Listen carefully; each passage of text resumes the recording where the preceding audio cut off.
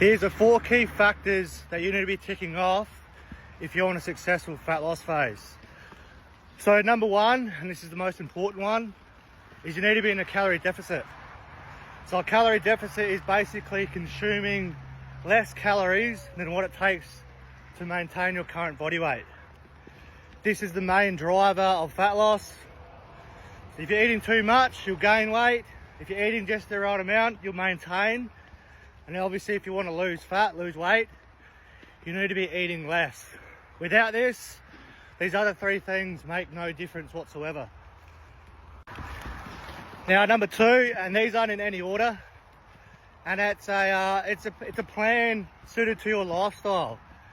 So everyone has different goals, everyone has different schedules, but if you have a plan that's suited to you, you can progress and lose fat.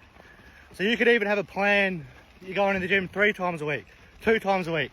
No matter what it is, there can be some kind of plan tailored around your lifestyle.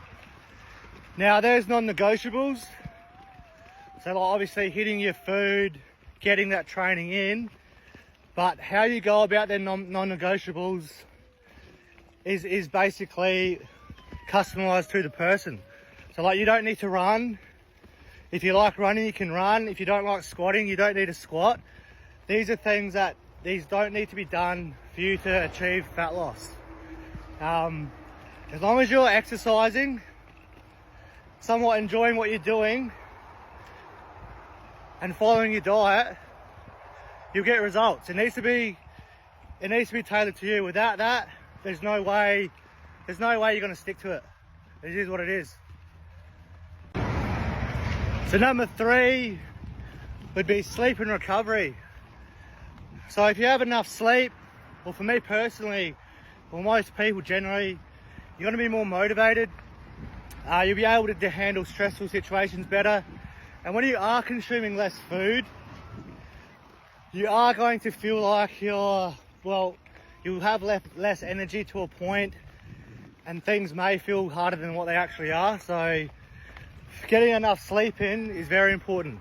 Obviously, if you don't get enough sleep, your cortisol levels will rise, which is your stress hormone. And that in itself can make fat loss harder. So I'd probably aim for 7-8 hours a night.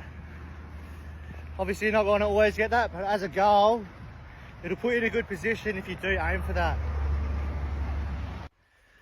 And number 4 would be consistency. So that consistency, it's just not going to go anywhere. Now everyone knows this, but not everyone does it. You can have the best plan in the world tailored to you, but without that consistency, you won't get anywhere.